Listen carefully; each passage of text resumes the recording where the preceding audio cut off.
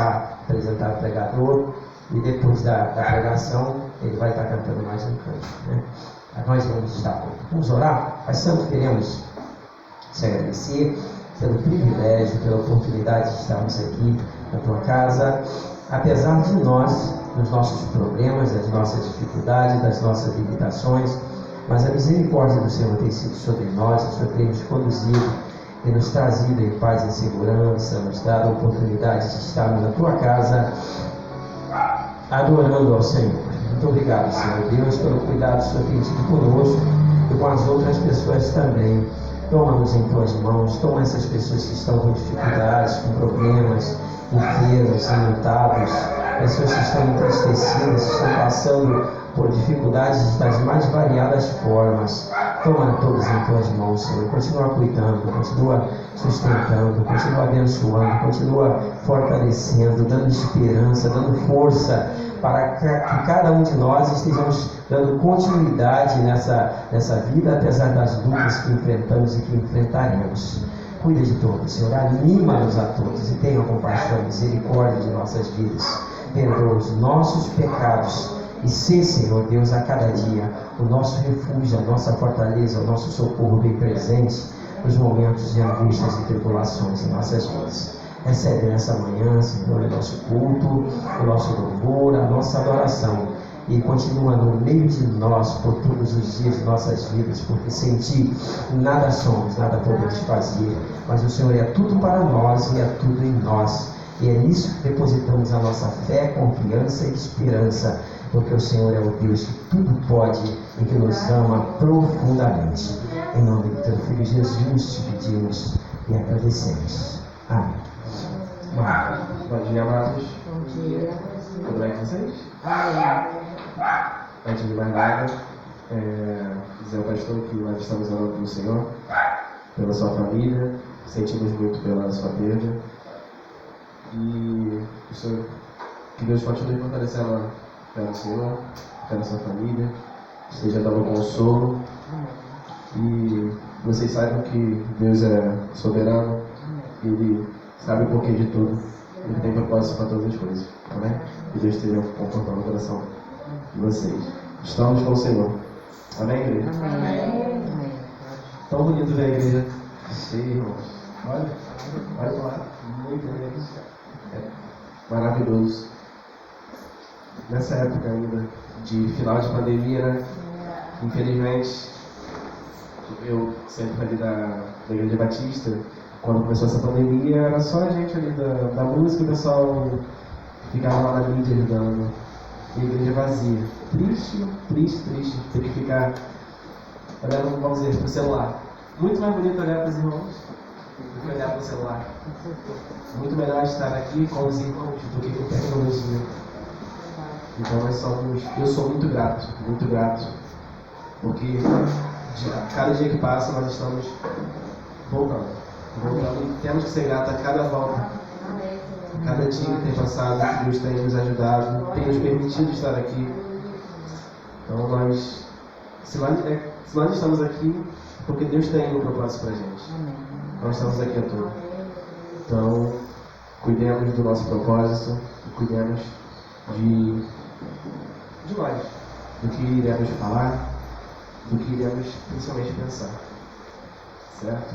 Nós pensamos tudo aquilo que está no nosso coração, cuidemos do nosso coração, das nossas palavras.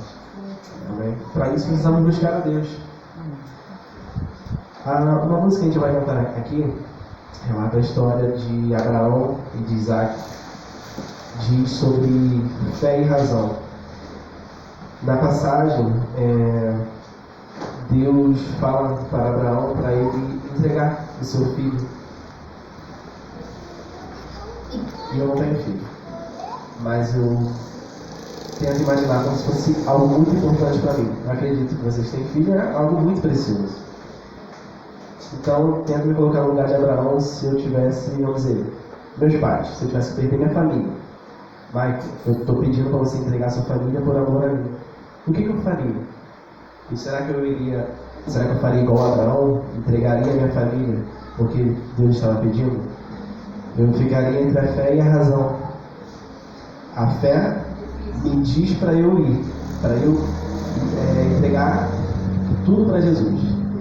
A razão, como infelizmente ela é muito voltada para o nosso carnal, para o nosso entendimento aqui na Terra, o que vai ser bom para mim aqui agora na Terra, ela vai dizer para eu não fazer, para eu desobedecer a Deus. Então, devemos seguir qual? A fé ou a razão? Nós somos cristãos, nós que conhecemos a Deus, a Jesus, nós precisamos sempre seguir a nossa fé.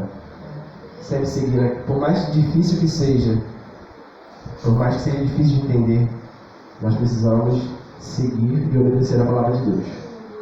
Sempre, em todas as coisas.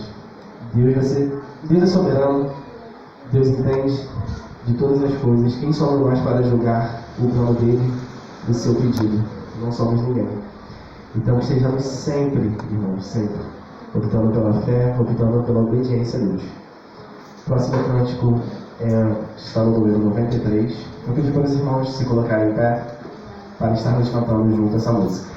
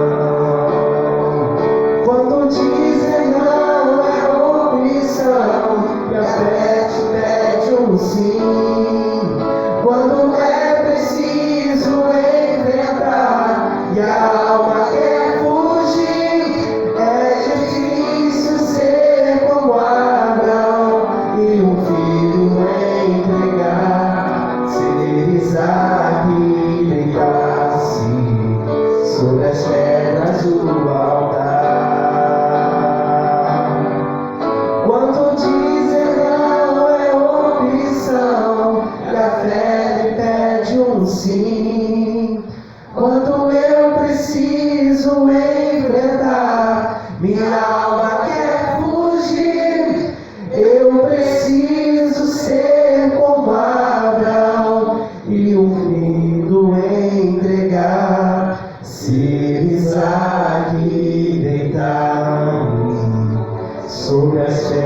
brasas do altar.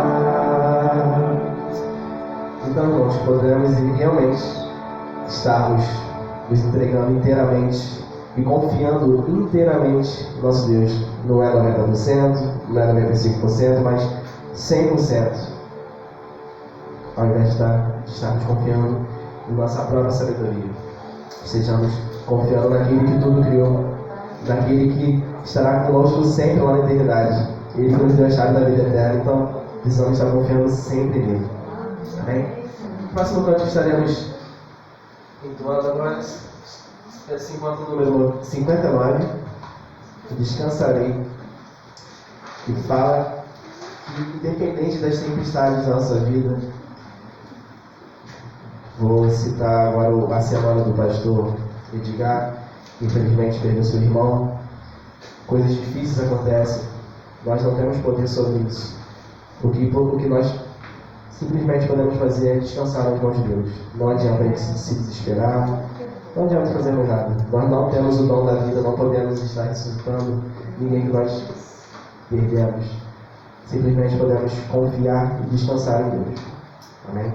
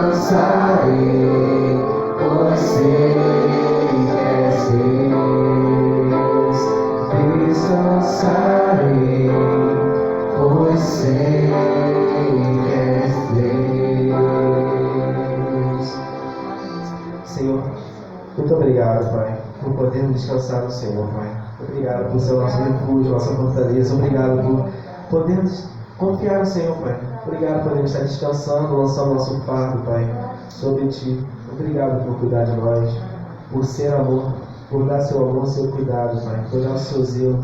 Muito obrigado, Pai. Obrigado por tudo, pela nossa vida, pelo ar que respiramos. Obrigado, Senhor. Sou completamente grato por tudo que o Senhor fez, faz e fará na minha vida, Pai. abençoe o culto, abençoe a palavra que iremos ouvir agora, Pai. Que o Seu Espírito Santo esteja incomodando nós e que nós possamos estar sempre daqui melhores, Pai. Servos melhores para servirmos melhor ao Senhor. Em nome de Jesus. Amém.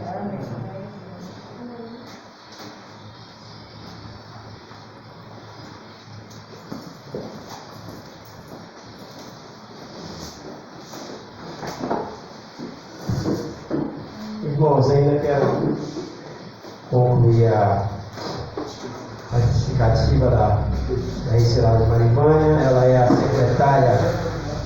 secretária da igreja e hoje continua a assembleia, né? Parece que começou na quarta-feira, não terminou a assembleia, e hoje iria ter assembleia novamente lá na Piba, e ela como secretária a gente está presente, né? Era ela e a irmã Sueli que faleceu e agora ficou só ela, então ela teve que ir para participar, para ler a ata e tal, e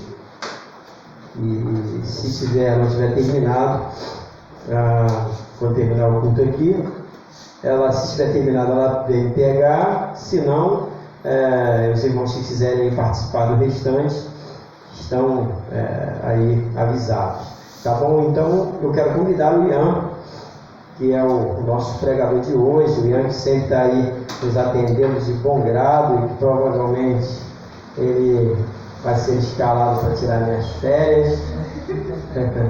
Quando eu for tirar férias, no ano que vem, eu vou começar a tirar férias, tá, irmãos? Estou sentindo o peso e a necessidade de começar a tirar, e a partir do ano que vem provavelmente farei isso, tá?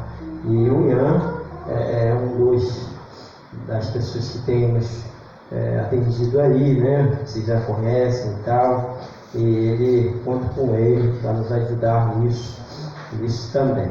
E quando eu falei com ele ontem, a queima-roupa, eu falei, sermão preparado, né? Aí já passei o tema do meu sermão para ele, o texto não, claro que o sermão dele é diferente do meu, apesar do tema ser o mesmo, né? Por causa das músicas que o Mike tinha que escolher. Então, conseguiu? Ah, tá. Então, que bom. Então, eu já estou com o sermão pronto para domingo que vem, tá bom? Não fala o tema do sermão, não, tá bom? Só o Marcos já sabia, eu estou preparando a música já para a semana que vem, já deixa preparado, tá? Então, o Mike é nosso, né? Lá da Piba. E o Michael, né, também, né? O Ian me faz muito lembrar do meu início, né? No ministério. Quando eu fui para o seminário era um menininho assim, já fui jovem também, você acha que eu nasci velho, mas não, né? Já fui jovenzinho assim, magrinho, tá? Bem magrinho que você até, e me faz lembrar, né? Do meu passado, jovenzinho assim, né? Já se passaram quase 30 anos, agora eu estou caminhando para a descida da ladeira. E eles estão aí, quem sabe, né? Um dia vem assim, aí o meu substituto, quem sabe, né? Estejamos orando por isso. Mas, fica à vontade, tá, meu filho? Não estou à vontade que passe de meio-dia. Mas à vontade até no máximo 11 e pouco, por aí. Eu acho que está de bom tamanho, tá?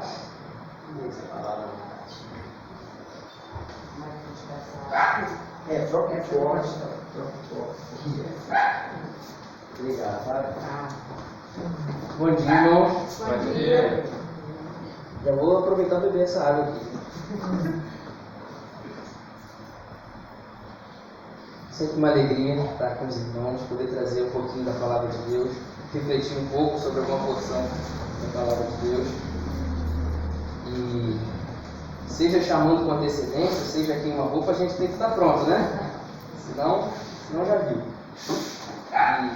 E o texto que eu gostaria de trabalhar com os irmãos se encontra lá no livro de Mateus, o Evangelho de Mateus, capítulo 14, dos versículos 22 e 33. Uma passagem muito famosa, a passagem em que Pedro caminha sobre as águas, em que Jesus caminha sobre as águas e chama Pedro a caminhar com ele. E os cânticos já entoaram essa pergunta, Michael já falou sobre isso. E a pergunta que eu gostaria de trabalhar com os irmãos é justamente essa: em que nível está a nossa confiança com Deus? Será que a gente está caminhando realmente por fé? Essa questão que eu gostaria de trabalhar. Vou ler o texto com os irmãos inteiro, depois a gente vai... É Mateus capítulo 14, eu vou ler do 22 ao 33. Ah, tá. Achei. Diz assim: logo em seguida, Jesus insistiu com os discípulos para que entrassem no barco e fossem adiante dele para o outro lado, enquanto ele despedia a multidão. Tendo despedido a multidão, subiu sozinho ao monte para orar. Ao anoitecer, ele estava ali sozinho, mas o barco já estava a considerável distância da terra, fustigado pelas ondas porque o vento soprava contra ele. Alta madrugada, Jesus dirigiu-se a eles andando sobre o mar. Quando o viram andando sobre o mar, ficaram aterrorizados e disseram: é um fantasma, e gritaram de medo. Mas Jesus imediatamente lhes disse: coragem, sou eu, não tenham medo. Senhor, disse Pedro, se és tu, manda-me ir ao teu encontro por sobre as águas. Venha, respondeu ele. Então Pedro saiu do barco, andou sobre a água e foi na direção de Jesus. Mas quando reparou no vento, ficou com medo, e começando a afundar, gritou: Senhor, salva-me! Imediatamente Jesus estendeu a mão e o segurou, e disse: homem de pequena fé, por que você duvidou? Quando entraram no barco, o vento cessou. Então os que estavam no barco adoraram, dizendo: verdadeiramente tu és o Filho de Deus. Amém? Amém. Podia parar aqui, né? Pregação já acabou. Mas vamos adentrar um pouco mais, vamos buscar aprofundar um pouco nesse texto. Essa passagem, ela está tanto aqui em Mateus, quanto também está lá em Marcos 6, 45 a 52 e em João 6, 16 a 21. Ela é relatada 3 vezes nas Escrituras. Mas eu escolhi o texto de Mateus porque Mateus é o único que acrescenta o relato de que Pedro também andou sobre o mar. Os outros dois não contam esse detalhe, né? Então Mateus conta esse detalhe e esse texto que a gente está trabalhando. E alguns antecedentes, né? Até chegar a esse momento. Quais foram esses antecedentes? Primeiro, a gente vê lá no comecinho do capítulo 14, é que Jesus recebe a notícia de que João Batista morreu pelas mãos de Herodes Antipas, que era o governador daquela região lá. E aquilo, com certeza, tocou profundamente em Jesus. João Batista era não só o homem que preparava o caminho para ele, que era o Messias, mas ele era também primo de Jesus. Então, e aquele que batizou Jesus. Então, havia uma conexão entre eles. Então, com certeza, Jesus estava triste por ter recebido aquela notícia. E Marcos e Lucas também vão contar que os discípulos tinham acabado de voltar de uma viagem missionária. Jesus tinha mandado os discípulos para uma viagem missionária, e então eles tinham acabado de retornar. E então Jesus vai chamar eles para se retirar a um lugar deserto. Talvez seja para ouvir um pouco das experiências dos discípulos e ensinar um pouco eles. Talvez também para estar a sós com Deus, depois dessa tristeza da notícia de João Batista. E provavelmente para fazer tudo isso. Jesus estava sempre no meio das multidões, mas ele sabia também que havia momentos em que era preciso se retirar. Em que era preciso estar mais em comunhão, a sós com Deus, em que era preciso estar mais somente com seus 12 discípulos, né? Às vezes só com 3. Enfim, ele sabia caminhar por essas situações, então eles vão se retirar para um lugar deserto. Mas só que o que acontece? O versículo 13 nos conta que a multidão ouviu que Jesus estava indo para aquele lugar.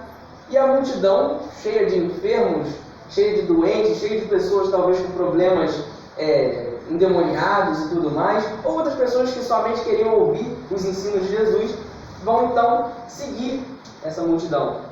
E Jesus, então, por compaixão, versículo 14 vai dizer, vai começar a ensinar a essa multidão e vai chegar, então, um relato também muito famoso, que não estava tarde, não dava para despedir a multidão, não tinha nenhum... o delivery não estava funcionando, não dava para trazer pão para aquele pessoal, né? Então, Jesus vai pegar e vai multiplicar 5 pães e 2 peixinhos, que vão alimentar provavelmente mais de 10 mil pessoas. O texto vai dizer de forma aproximada que eram cerca de 5 mil homens. Ou seja, contando ainda mulheres e crianças, e muitas eram as mulheres que seguiam a Jesus, né? Talvez até mais do que os homens em quantidade. Então, provavelmente 5 pães e 2 peixinhos alimentaram mais de 10 mil pessoas. E então, nesse momento em que ocorre esse milagre maravilhoso, Jesus vai falar com os discípulos para eles descerem, pegarem o barco e irem de barco enquanto ele estava despedindo a multidão ali, né? Talvez dando um último ensinamento e mandando eles para as suas casas, né? E a gente vai ler isso no versículo 22, no versículo 23. Então os discípulos vão pegar o barco e Jesus vai subir ao monte para orar. Como eu já falei, essa preocupação do filho, de estar sempre em constante contato com o Pai, né? Essa prioridade que Jesus tinha de estar sempre cheio de pessoas precisando dele, mas ele sabia que a prioridade, número 1, é estar em comunhão com Deus. E se Jesus fazia isso, né, quem dirá de nós, tão necessitados, como precisamos também estar em comunhão com o Pai, e como isso deve ser uma prioridade, número 1, na nossa vida, né, a nossa comunhão com Deus. E algumas questões aqui do texto, né, a gente não sabe muito bem nem onde eles estavam, nem para onde eles estavam indo. Os textos não deixam isso muito claro. Mas é provável que eles estavam no norte do Mar da Galileia. Se os irmãos imaginarem o Mar da Galileia aqui comigo, o Mar da Galileia ele era mais ou menos assim. Eles estavam numa cidade aqui ao norte, e os discípulos então depois iam se dirigir para uma cidade a noroeste do Mar da Galileia. Uma passagem pequena nesse mar, né? Mas só que é interessante alguns fatos sobre o Mar da Galileia que fazem a gente conseguir adentrar mais, pensar melhor essa situação, imaginar melhor, né? Primeiro, o Mar da Galileia não é um mar, né? O Mar da Galileia ele é um lago, só que ele é um lago muito grande, tão grande que as pessoas chamavam de mar, né? Você não vê a outra ponta, né? Você não vê a outra beirada dele, de tão grande que ele é. E ele tem 19 quilômetros por 13 quilômetros. Eu não sei o tamanho da Lagoa de Nairobi, mas talvez seja parecido, não sei. 300 km quadrados. 300? E para passar para quilômetro quadrado, matemática não sei bom. Mas provavelmente parecido ou talvez um pouquinho maior, né?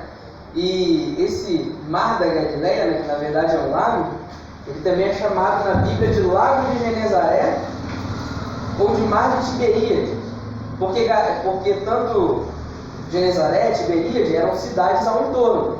Era como se a Lagoa de Aroma também tivesse o nome de Lagoa de Cabo Frio, Lagoa de Iguaba, porque, né, são cidades ao entorno. E outra questão interessante é que ao redor do ministério do Mar da Galileia é que a maior parte do ministério de Jesus vai acontecer. E outra coisa interessante que a gente entende agora o texto, né, que a gente está vendo e que os discípulos estavam todos amedrontados naquele Mar da Galileia, é que a gente está pensando num lugar, o Mar da Galileia é um lugar que fica 200 metros abaixo do nível do mar, e ao redor dele é cheio de montanha. Então acontece que o vento que vem do mar passa por ele como se fosse um funil. Ele faz com que aquele lago às vezes vire um lago, né, muito revolto. Eu tive aula com uma professora, acho que o Michael também teve aula com ela, não lembro, a Teresa, em que ela já foi muitas vezes para Israel, e é uma estudiosa de Israel, e ela diz que realmente tem momentos em que o mar está calmo, e você olha, passou meia hora, o mar está revolto, e meu Deus do céu, você não consegue diferenciar. Aquilo realmente parece que você está em alto mar. E os pescadores têm muito cuidado com o Mar da Galileia, muito cuidado, porque de uma hora para outra pode acontecer isso que aconteceu aqui com os discípulos, estarem no barco, estarem tudo bem, e de repente as ondas começarem a levar eles para longe, de onde eles estavam indo. Então agora vamos nos imaginar nessa situação. O texto vai dizer que era alta madrugada, outras versões, as versões dos irmãos talvez digam que era a quarta vigília, e isso é entre 3 e 6 da manhã. Ou seja, uma escuridão, o sol não tinha despontado, estava um breu só, estava tudo escuro, o vento soprava forte, imagina que devia estar um frio naquela madrugada também, todos cansados, eles estavam remando já há horas, o braço devia estar cansado já. Então vem um ser surgindo de longe, andando, imagina tudo isso junto e você morto de cansado, vendo, meu Deus do céu, devo estar imaginando coisa já. Ou está vindo um fantasma ali. E aquilo foi tão aterrorizante que eles então gritaram de medo. Aí Jesus então vai dizer, coragem homens, sou eu, não tenham medo. Então Pedro, né, o mais impulsivo dos discípulos, aquele que tomava as decisões de forma mais contundente, e às vezes isso era muito acertado, e às vezes, né, não era tão acertado, e ele, né, era mais impulsivo do que inteligente, mas ele então vai lançar um desafio para aquele ser que estava vindo, andando, que se dizia ser Jesus. E é um desafio meio louco, meio corajoso. Você não sabe se Pedro aqui estava cheio de fé ou se Pedro aqui estava duvidando. Ele vai dizer: se és tu, que eu vá até ti por sobre as águas. Aí Jesus chama: vem, né? Encoraja ele: venha. E esse é o centro da mensagem aqui, e por isso eu vou ler de novo os versículos 29 a 31. Jesus respondeu: venha. Então Pedro saiu do barco, andou sobre a água e foi na direção de Jesus. Mas quando reparou no vento, ficou com medo, e começando a afundar, gritou: Senhor, salva-me! Imediatamente Jesus estendeu a mão, o segurou e disse: homem de pequena fé, por que você duvidou? E essa é a pergunta que eu gostaria de trabalhar essa manhã. Quantas vezes a gente é igualzinho a Pedro? A gente tem explosões de fé, explosões de crença. Não, eu vou andar sobre a água, eu vou fazer isso, eu vou fazer aquilo, eu vou me comprometer com Deus, eu vou ficar com os olhos fitos no Senhor. Então logo começa a vir as dificuldades, o vento, e a gente começa a afundar. Na primeira provação, na primeira dificuldade, na primeira tentação, logo a gente troca a fé em Deus pela crença de que as dificuldades e as provações podem nos afundar. E esse é o questionamento de Cristo. Por que a gente tem tanta pouca fé? Por que a gente está duvidando e às vezes afundando? A dúvida é aquilo que quer nos afogar, que não permite a gente ter uma fé verdadeira, uma fé constante no Senhor, uma confiança constante. E eu gostaria de trabalhar 2 pontos com os irmãos essa manhã, observando a fé, sim, mas o oposto da fé, que é a dúvida. Vamos entender a fé por meio da dúvida. O que é a dúvida? Por que a gente duvida, que nem Pedro? O primeiro ponto que eu gostaria de trabalhar é que a dúvida é a descrença no poder de Deus. É descrença no poder de Deus. Um momento de quebra na caminhada de Pedro, a gente imagina talvez Pedro dando um passo na água e, nossa, firmou o pé. Deu 2 passos e firmou o pé. E imaginam ele com os olhos no Senhor, em Jesus, né? Quando Jesus falou para ele: venha, ele deu 1 passo, deu 2, mas aí o vento deve ter bambeado ele, as ondas devem ter feito ele se desequilibrar, e ele tirou os olhos de Jesus. Ele começou a olhar para o lado, começou a reparar no vento. O texto diz exatamente isso, reparou no vento. Então ele se encheu de medo. Então ele começa a afundar. Então é justamente o momento em que ele tira os olhos de Jesus e olha para as circunstâncias que ele começa a afundar. E é exatamente assim que acontece na nossa vida. É quando a gente tira os olhos do Deus que tem poder para nos sustentar, e a gente começa a olhar para a situação, que a gente começa a afundar. Se a gente reparar e ver, por exemplo, em relação a esse momento que a gente viveu mais intensamente, mas a gente ainda vive, né, de pandemia, por exemplo, quando a gente se esquece de que Deus é soberano sobre todas as coisas e que Deus nunca perde o controle, e começa a olhar para: meu Deus, você viu que tem uma nova variante? Meu Deus, você viu que a gente vai ter que ficar tomando vacina todo ano? Meu Deus, você viu isso, você viu aquilo? A gente começa então a olhar para as circunstâncias mais do que olhar para o Deus que reina sobre as circunstâncias. Né? Então a gente começa a bambear, ou em relação ao nosso sustento, ao nosso trabalho, em vez da gente lembrar do Senhor que diz: olhem os lírios dos campos, olhem os pássaros no céu, não semeiam, não fazem isso, e olha só, os lírios são vestidos da forma mais bela de qualquer pessoa poderia se vestir. Os pássaros sempre encontram o seu alimento. E quantas vezes a gente também, diante do nosso sustento, a gente acha que Deus não pode nos sustentar. Então a gente começa a ficar ansioso. Então o trabalho para mim começa a virar tudo na vida, né? Não, se eu perder o emprego, não, se eu perder esse cliente, se eu perder isso, então aquilo passa a ser uma grande ansiedade, porque a gente esqueceu que Deus é poderoso. Se Ele prometeu, Ele vai cumprir. Se Ele falou, Ele vai fazer, né? Ou em relação também, a gente poderia falar, né, dessa loucura política que a gente vive, seja municipal, estadual, federal, né, a gente pode também perder de vista muitas vezes que Deus está no controle.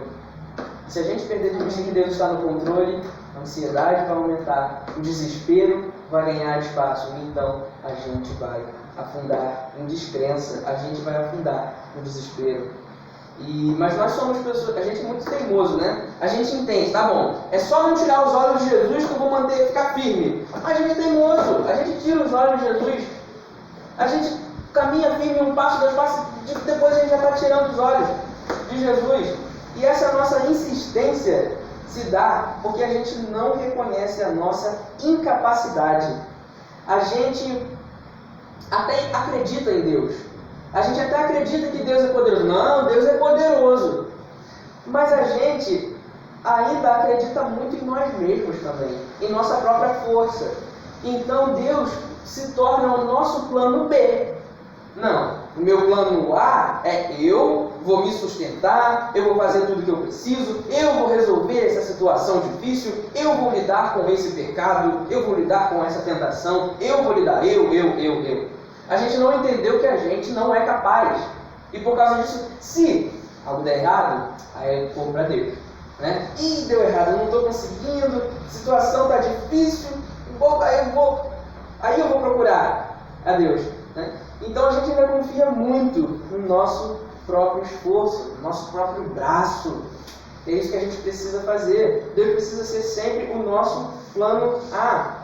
Deus precisa ser sempre aquele que a gente recorre o tempo todo, o dia todo, o centro da nossa vida, a prioridade da nossa vida, número 1 na nossa vida. Nunca o plano B. Tudo deve ser feito diante de Deus, apresentado a Deus. E mesmo quando a gente consegue fazer algo que julgamos ser por nossa própria força, toda a glória deve ser dada a Deus. Se eu estou trabalhando e ganhando dinheiro, glória a Deus que me deu força, glória a Deus que me deu essa capacidade, glória a Deus que tem dado o pão de cada dia que Ele prometeu dar.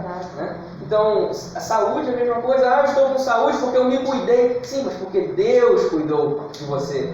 Porque Deus esteve zelando por sua vida. Então toda a glória é dada a Ele, tudo feito diante dEle. Né? E nós também nos desesperamos quando a gente não entende o poder de Deus. Né? Dúvida, descrença no poder de Deus. Aí os irmãos poderiam me dizer, não, Ian, eu creio que Ele é poderoso sim. Não, Deus é poderoso sim. A Bíblia diz que Ele é o todo-poderoso, né? Mas a verdade é que a gente não acredita tanto assim. Porque é só as coisas começarem a sair do trilho que a gente já bambeia. Se está tudo bem, Deus é poderoso, né? Aleluia, glória a Deus. Mas as coisas começam a sair e, poxa, por que Deus está fazendo isso comigo? Poxa, por que isso está acontecendo?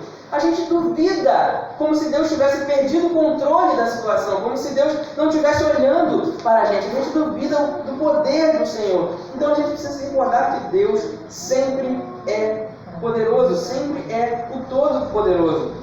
E eu fico muito triste, porque muitas de nossas pregações hoje, digo na igreja brasileira em geral, né, elas estão esvaziando o poder de Deus, o tamanho da soberania de Deus, aquele que reina sobre tudo e sobre todos. Porque quando a gente esvazia essa soberania e esse poder de Deus, a gente perde de vista que Ele pode fazer absolutamente tudo que quiser em nosso favor, em favor da igreja. A gente precisa então se relembrar quem é esse Deus a quem servimos. E aqui eu gostaria de ler alguns textos que falam, que nos relembram sobre o poder, sobre a soberania do Senhor. Abacuque 2:20 vai falar que o Senhor está em seu santo templo, diante dele fica em silêncio toda a terra.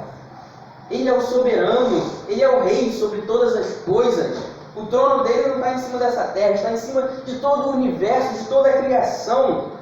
Salmo 139, versículo 4, vai falar acerca da sua onisciência, de que antes mesmo que a palavra me chegue à língua, tu já a conheces inteiramente, Senhor. Deus te conhece todas as coisas, que não é pego desprevenido, eu não sabia. Isaías 43:13 vai dizer, ainda antes que houvesse dia, eu sou, e não há quem possa livrar alguém das minhas mãos. agindo eu, quem o impedirá?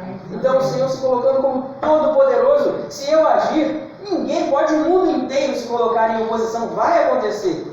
Vai acontecer. Então todo esse grande poder de Deus nos leva a duas conclusões básicas. Primeiro, Deus é grande. Isso a gente já entendeu. E o segundo, a gente é pequeno. Diante da grandiosidade de Deus, a gente se lembra, a gente relembra que somos pequenos, somos pequenininhos. A gente não consegue. Diante do Criador, a gente lembra que é criatura. Diante do Deus Todo-Poderoso, a gente lembra que é pó. Diante do oleiro, a gente lembra que é só barro. Né? Então a gente tem que relembrar isso. Mas essa grandiosidade de Deus, ela não leva a gente só a se humilhar, a lembrar da nossa pequenez. Ela também leva a gente a prosseguir adiante, a seguir adiante.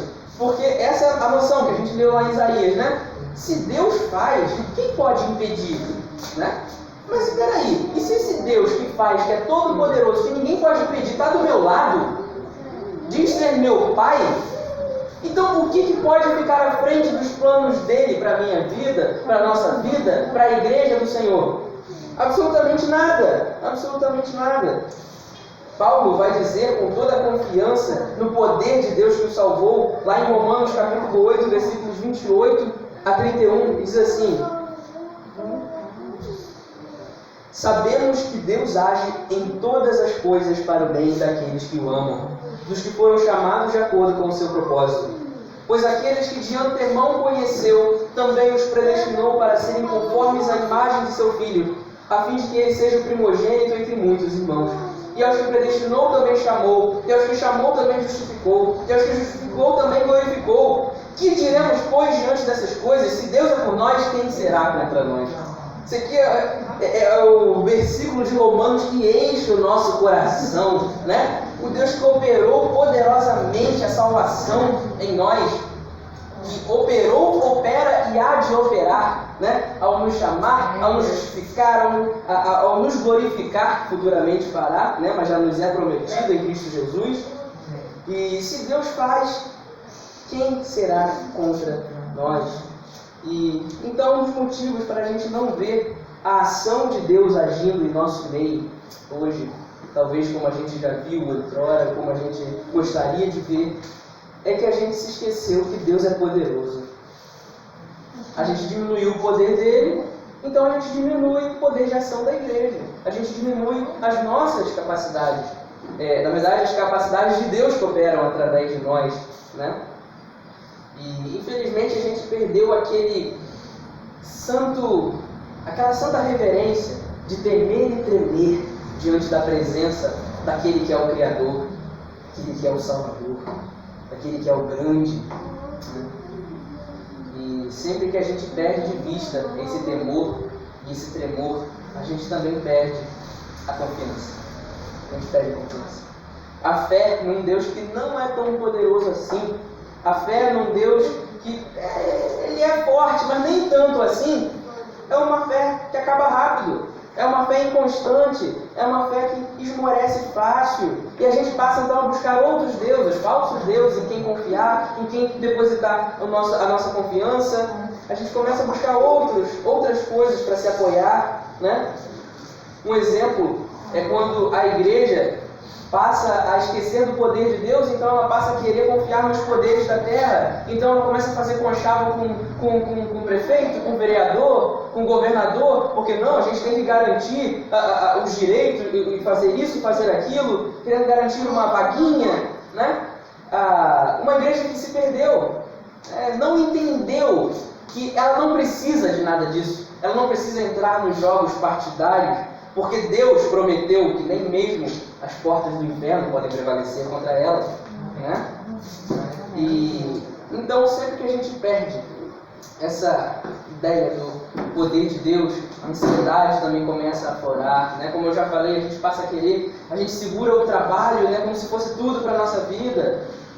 Então a ansiedade começa a aumentar, porque se eu não cuidar, se eu não fizer, se eu não ganhar essa quantia, se eu não conseguir fazer isso, o Senhor não vai prover. E a gente então começa a se perder, começa a se afundar. nesse mar de ansiedade, nesse mar revolto que sempre bate.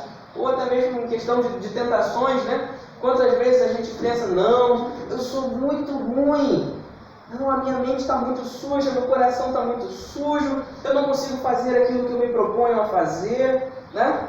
Mas a gente se esquece que a nossa salvação está garantida por Deus. Deus falou que Ele é aquele que começou a boa obra, é fiel para terminar. Fiel é Deus, o qual os manterá firmes até o fim. Então, a ideia de que a gente vai se manter firme na caminhada cristã não é porque eu sou forte. Ah, não, porque eu não consigo. Tem gente que consegue se manter firme na igreja, mas eu não consigo. Mas não é sobre nós. É sobre o poder de Deus em nós. É sobre esse Todo-Poderoso que age em nossas vidas. Então, a gente não pode se perder nisso. Então, que a gente venha a se lembrar de que Deus, Ele é poderoso. A igreja de um Deus fraco, não tão poderoso assim, é uma igreja fraca na adoração, na comunhão, no amor ao próximo, na piedade, no serviço. A gente precisa então renovar a confiança de que Deus Ele é todo-poderoso. Se Deus é por nós, se Deus é por essa missão imparativo, quem será contra Ele? Se Deus é por mim, quem será contra? Né? Então, que assim a gente venha a se lembrar do poder de Deus. E o segundo ponto da dúvida, primeiro ponto, a dúvida é a descrença no poder de Deus. Segundo, a dúvida é a desconfiança no amor de Deus. Se o poder de Deus nos lembra o quanto Ele é alto, o amor de Deus nos lembra a sua largura, nos lembra a sua profundidade, o quanto Ele nos alcança no profundo. E aqui a gente vê também como que amor e poder se complementam em Deus. Porque um Deus, vamos imaginar, um Deus de amor, sem poder, ele seria um fraquinho, um fantoche, alguém que queria muito fazer o bem, mas não pode, alguém que queria muito que a igreja progredisse, mas não pode, sabe? Então um Deus fraquinho, mas o contrário também, um Deus de poder, imagina, todo poderoso, mas um Deus que não tivesse amor nenhum, compaixão nenhum, ele seria um terror. Imagina, meu Deus do céu, o todo poderoso do universo é um Deus que não tem compaixão, misericórdia, amor nenhum. Seria um terror pra gente, a gente teria que fugir dele, mas não teria como, né? Então, são os complementos desse perfeito Deus a quem servimos. Cheio de poder, mas também cheio de amor. Né? E onde começa essa história de amor de Deus? A gente pode pensar, não, a história de amor, do amor de Deus por nós começa na cruz. Mas não, a história do amor de Deus começa desde a criação. Porque a criação, toda a nossa tradição vai dizer que a criação é o transbordar do amor do Senhor. Porque qual o motivo de Deus ter criado os planetas, ter criado as galáxias, ter criado a Terra, ter criado as plantas, ter criado o ser humano? Por que Deus criou a gente? Por quê? Porque precisava, porque estava sozinho, porque queria alguém para conversar? Com certeza não. Porque Deus em si já é comunidade. A gente professa fé num Deus triuno, Pai, Filho e Espírito Santo. Um Deus que é um, mas em si é comunidade. É comunitário. Então Deus nunca está só. Pai, Filho e Espírito existem desde toda a eternidade numa relação de amor, numa relação de doação, de entrega. Então não há nele qualquer carência. Ele criou a gente que era carente. Não. Ele criou a gente justamente porque o amor dessa doação do Pai para o Filho, do Filho para o Pai, para o Espírito, do Espírito para o Pai, para o Filho, dessa doação eterna de amor, transbordou para além deles, em direção à criação de todas as coisas. E nesse amor derramado do Senhor, o ápice, o centro, é a cruz. Na cruz o amor de Deus está estampado para todo aquele que duvida. Eu não acho que Deus seja amoroso, não acho que Deus esteja preocupado com ele. Cruz. Deus não está preocupado com a gente. Cruz. Deus não ama. A cruz. Ela é a resposta para aquele que duvida do amor de Deus. E 1 João, capítulo 4, versículos 9 a 10 dizem: foi assim que Deus manifestou o seu amor entre nós, enviou o seu Filho unigênito ao mundo para que pudéssemos viver por meio dele. Nisso consiste o amor, não em que nós tenhamos amado a Deus, mas que Ele nos amou e enviou o seu Filho como propiciação pelos nossos pecados. Ou seja, o próprio Filho se entregou em nosso lugar, sofreu a punição que nós deveríamos sofrer, E essa é a maior manifestação de amor. Romanos 5, 6 a 8. De fato, no devido tempo, quando ainda éramos fracos, Cristo morreu pelos ímpios. Dificilmente haverá alguém que morra por um justo. Pelo homem bom, talvez alguém tenha coragem de morrer. Mas Deus demonstra seu amor por nós. Cristo morreu em nosso favor quando ainda éramos pecadores. A gente tem que se lembrar que Deus não nos ama quando a gente está aqui bonitinho na igreja, num domingo de manhã, que acordou cedo, né? Lutou contra o sono e veio. Não é que, filho, que filho bonitinho que eu tenho. Não é nesse momento que Deus nos amou. Deus nos amou, pense no seu pior momento, maior momento de pecado, de sujeira, de lama. É naquele momento que Deus demonstra o seu amor, porque naquele momento Deus já te amava. Na verdade, Deus nos amava desde toda a eternidade. Né? É um amor inexplicável, é uma coisa que nos constrange, é uma coisa que a gente não entende. E esse Deus que ama, esse Deus que se entrega em nosso lugar. E esse amor de Deus é um amor que a gente não entende meramente pela nossa mente, pela nossa cabeça. Não, vamos pensar no amor de Deus. Meu Deus, o Pai entregou o Filho, então por causa disso Ele ama. Não é uma coisa que a gente entende unicamente com a mente. É uma coisa que a gente tem que sentir no coração. É uma coisa que a gente tem que entender em relação com Deus. O amor de Deus, ele vai nos alcançar, nos tomar, nos envolver. E diariamente na nossa relação com Deus a gente vai se lembrar, nossa, como que Ele me ama. Em cada perdão, em cada etapa da vida, Deus ama, Deus me ama. Né? E é isso. O Salmo 23, versículo 1 vai lembrar isso muito bem pra gente, né? Porque ele fala que se o Senhor é meu pastor, nem nada me faltará. Ou seja, se o amor de Deus me preenche, se o cuidado de Deus me preenche, se eu estou satisfeito no cuidado desse pastor soberano, eu não preciso de mais nada, nada me falta, de nada eu tenho falta quando o Senhor é meu pastor. Então esse amor que simplesmente a gente não precisa de mais nada na vida, quando a gente sentiu o amor do Senhor, do Criador e Redentor.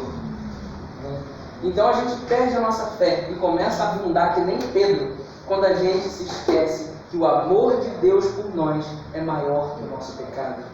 É maior que a nossa fragilidade, é maior que toda dor, é maior que toda dificuldade. O mundo pode se voltar contra, o pecado pode querer fazer pressão, mas o amor de Deus é grande. O amor de Deus é maior do que tudo isso. Né? E se demonstra em Cristo Jesus por nós. Uma igreja, então, que se esqueceu do amor de Deus, ela é uma igreja insegura. Pensa, se a gente pensar, por exemplo, nos filhos, né? Um filho, quando ele não tem certeza de que é amado pelos pais, ele é uma pessoa insegura na vida. Ele tem segurança em todas as relações, porque ele esqueceu, ele não tem a base dele não é forte. Ele não se sente amado. Né? Mas um filho que se sente amado pelos pais, ele é confiante em todas as suas relações, na vida. Né? E é justamente assim com a gente. Quando a gente se esquece que Deus ama a gente, que nosso Pai ama a gente começa a ficar inseguro na vida, nas questões. Mas quando a gente tem certeza do amor de Deus, a gente passa a ter segurança, firmeza. E a igreja precisa se lembrar que Deus ama a gente. E por causa desse amor a gente precisa se entregar inteiramente a Cristo. É o amor do Senhor por nós que deve fazer com que a gente retorne a Ele em amor. Né? Diante de alguém que me amou tanto, como eu poderia dar a Ele menos do que tudo? Né? Se um Deus que não precisava fazer absolutamente nada por nós fez a maior demonstração de amor que o mundo viu, quem sou eu para não entregar a Ele tudo? Né? E a gente vê até onde, no nosso texto, né? Até onde vai o amor de Deus. Porque Pedro devia ter confiado, né? Devia ter seguido firme, mas não confiou.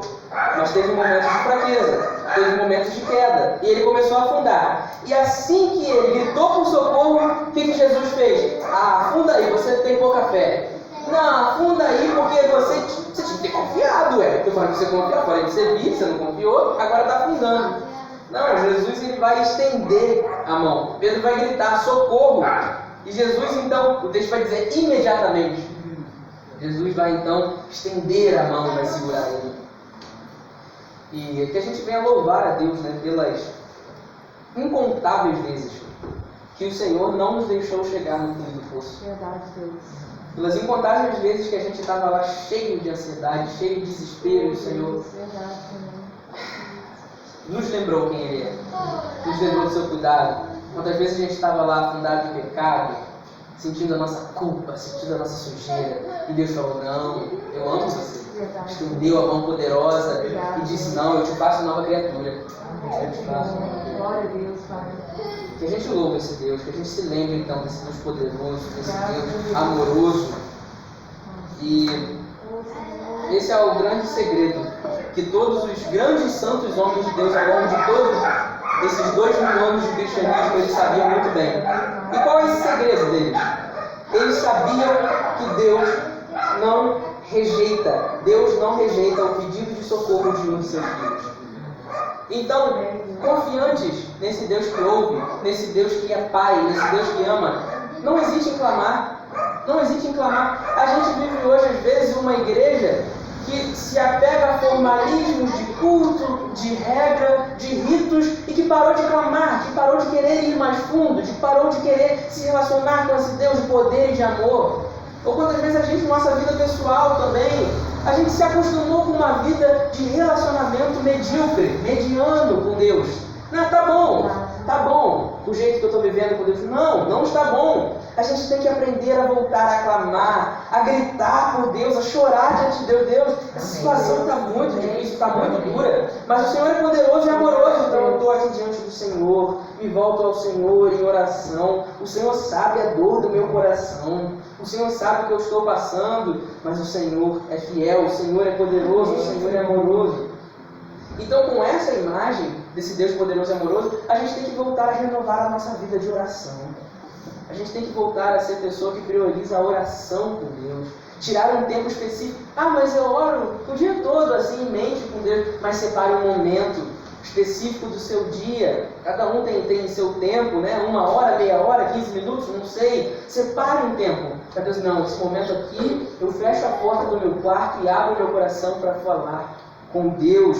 Volte a clamar. Uma igreja que parou de clamar para de viver o poder de Deus. Mas uma igreja que volta a clamar começa a ver o poder de Deus atuando nela e através dela. Amém? Já caminhando para conclusão, acho que foi muito tempo não, né? Deu para ser rápido, graças a Deus. A vida cristã, concluindo tudo isso que a gente falou, a vida cristã requer uma entrega total. Não tem como. Vou entregar parte. Vou entregar uma área a Deus. Vou entregar o meu domingo a Deus. Não. Eu quero só segunda, terça, quarta, quinta, sexta, sábado, domingo. Vou entregar um pouquinho. Eu vou entregar um pouco da minha vida. Eu vou entregar um pouco. Não. Deus fala, eu quero tudo. Porque eu dei tudo por você. Eu quero tudo. Então a gente precisa se entregar a Deus. Entrega. São os dois caminhos que a gente precisa escolher. Né? Ou a gente não confia em Deus, a gente então não se entrega a Deus, então a gente vive uma vida, uma fé fraca, uma vida caindo, uma vida mais ou menos. Ou a gente escolhe o caminho de ter uma fé no Senhor, uma fé firme no Senhor.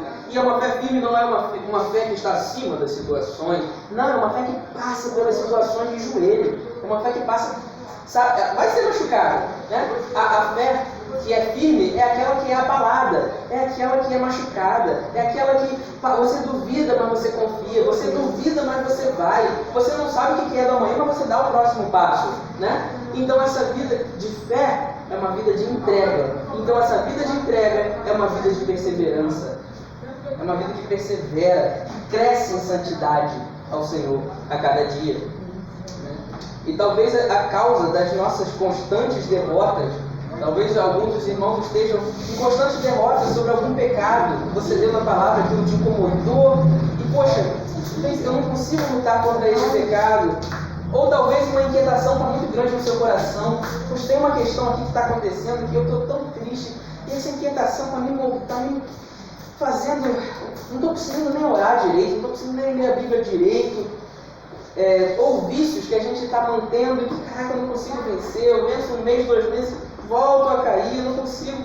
Talvez seja justamente porque a gente não mantém firme. a nossa fé no Senhor, a gente ainda está tentando caminhar com nossas próprias pernas. Ah, não, eu descobri um método. Ah, não, eu vou fazer isso e isso e vai dar certo. Eu vou vencer esse pecado, essa tentação. Ah, não, eu vou fazer isso e vou conseguir ajeitar. Ah, eu estou com uma relação quebrada na família, estou com uma relação quebrada aqui, eu vou tentar dar um jeitinho. Não, a gente não consegue dar jeitinho. A gente tem que correr para Deus. A fé em Deus, em oração, em firme convicção do poder do Senhor. Né? Então, só pode se assegurar que Deus é poderoso assim, que Deus é amoroso assim, quem prova dele, quem vive nele, quem tem intimidade com ele. Salmo 34:8 diz: provem e vejam como o Senhor é bom, como é feliz o homem que nele se refugia. Poxa, a minha fé é vacilante. Prove de Deus, se aprofunde em Deus, corra mais para Deus, né? E Ele vai provar para você que Ele é bom, que Ele é amoroso, que Ele é poderoso. Quando a gente duvidar do poder de Deus, que a gente se lembre do que está lá em João, capítulo 10, versículos 27 a 29, em que Jesus vai falar: as minhas ovelhas ouvem a minha voz, eu as conheço e elas me seguem. Eu lhes dou a vida eterna e elas jamais perecerão. Ninguém as poderá arrancar da minha mão.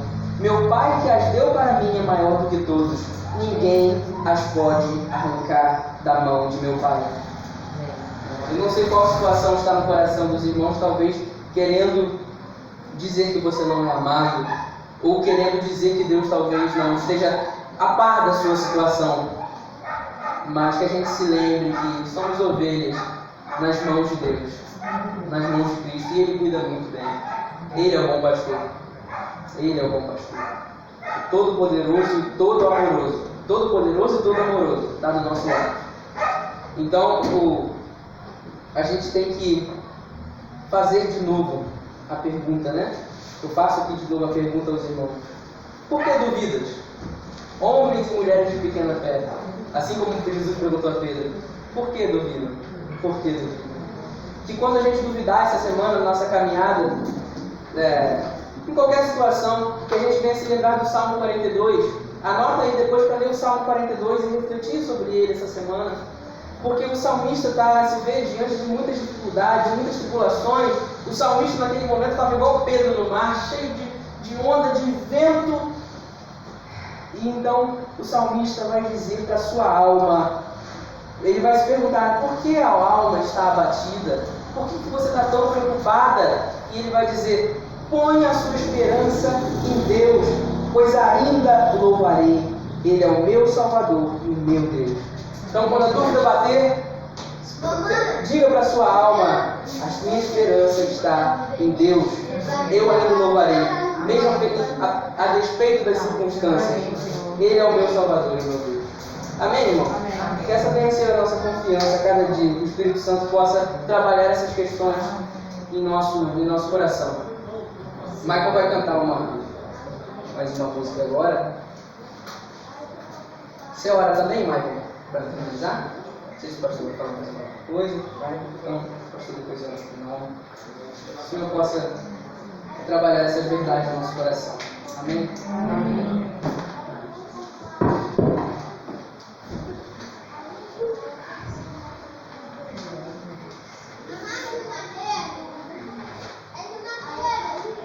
Amém. Obrigado, Senhor, pela palavra. Com certeza, Deus falou no nosso coração. E com certeza sairemos aqui com pensamentos novos, ou tão relembrados, e com as nossas forças renovadas para que possamos estar não só essa semana, mas que hoje tenha sido uma semente para que durante a semana, durante o mês, durante o ano, durante a nossa vida, a gente esteja não temendo nada, sempre confiando no Senhor.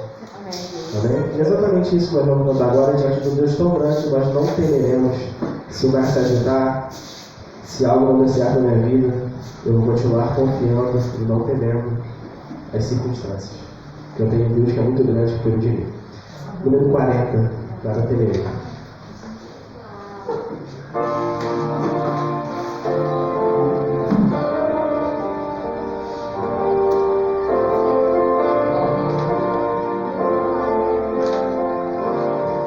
ficar em pé, por favor.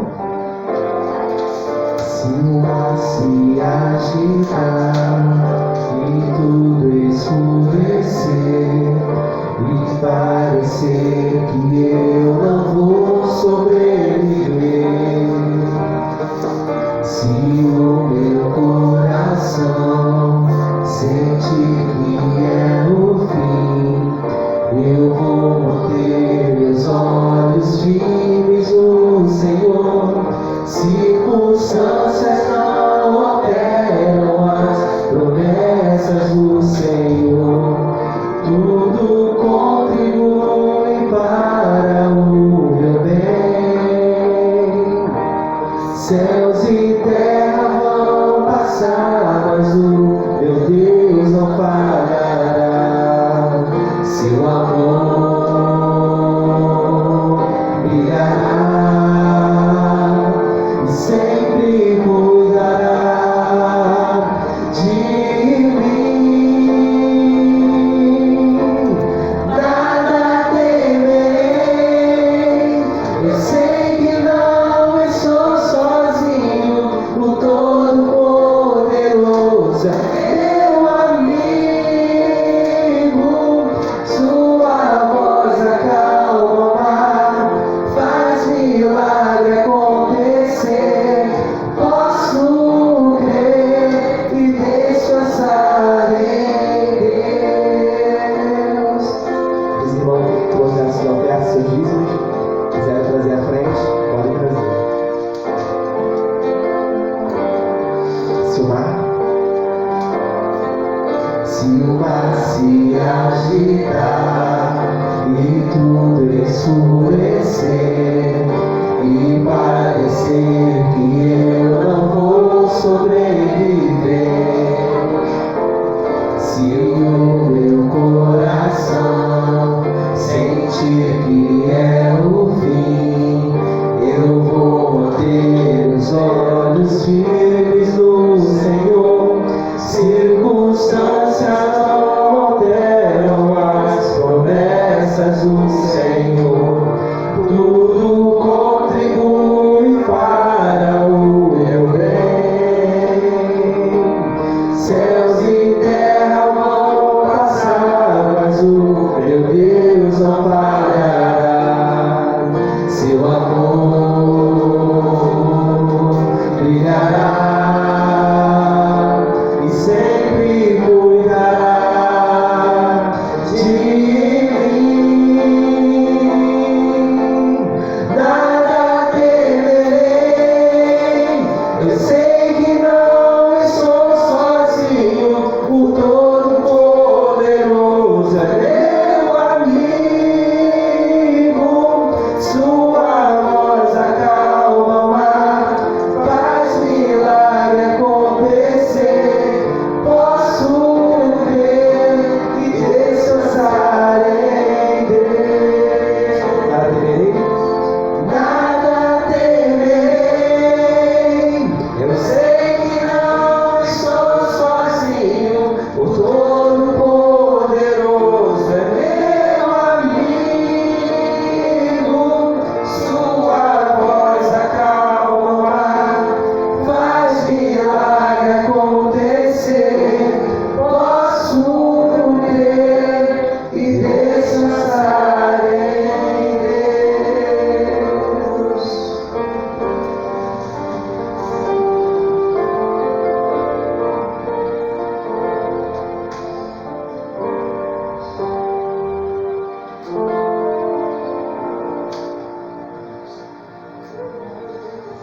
Pai Santo, queremos louvar e bendizer o Teu nome neste momento, quando estamos aqui na Tua casa, o adorando, quando estamos aqui ouvindo a Tua palavra, ouvindo o que o Senhor tem para nos dizer, e dispostos e com os nossos corações predispostos a ouvi-lo e a obedecê-lo.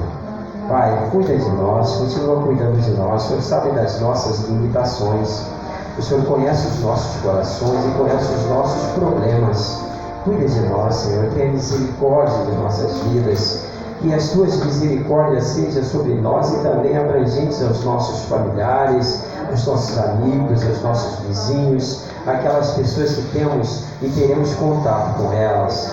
Continua cuidando de nossas vidas e nossos corações, dando-nos, Senhor Deus, ânimo, fé, confiança no Senhor, perseverança nessa caminhada, neste caminho de seguir e servir ao Senhor, que às vezes é muito longo, espinhoso, difícil para cada um de nós. Cuida de nós, Senhor Deus, e completa em nós aquilo que nos falta. Dá-nos, Senhor Deus, aquela garra, dá-nos aquilo que falta em nós para continuarmos, Senhor Deus, neste projeto e neste processo, até que alcancemos a vitória final do Senhor sobre nossas vidas e para cada um de nós, em cada uma de nossas carências e necessidades. Muito obrigado, Senhor, pelo que o Senhor já tem feito.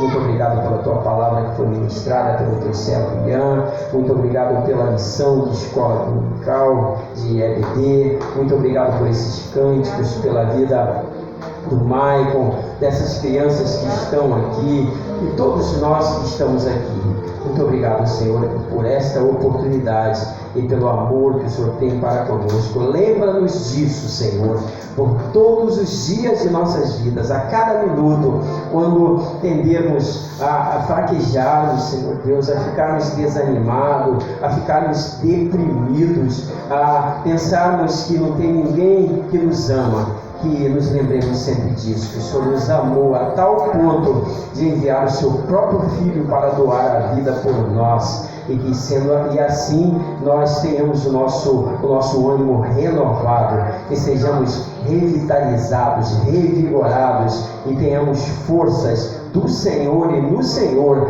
para continuarmos o nosso caminho até concluirmos o nosso ministério aqui nessa terra. Leva-nos, Senhor, para casa em paz e em segurança e dá-nos um restante de dia, uma semana de bênção na presença do Senhor. E perdoa os nossos pecados a cada dia, em nome do teu Filho Jesus. Pedimos e agradecemos, em nome de Jesus. Amém.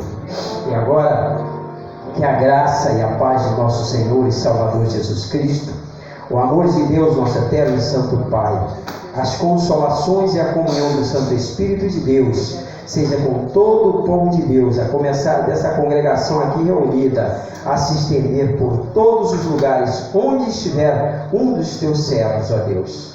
Em nome do teu bendito e santo Filho Jesus, rogamos neste momento, agradecemos na confiança de que o Senhor cuida e continuará cuidando de nós. Em nome de Jesus. Amém. Muito obrigado, amados, pela presença de todos. Me ajudem ali, meninos, a fechar a